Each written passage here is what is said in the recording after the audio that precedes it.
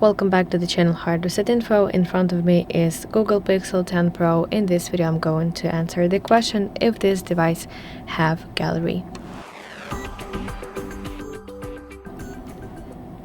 So Google Pixel 10 Pro does not come with traditional offline-only gallery application pre-installed.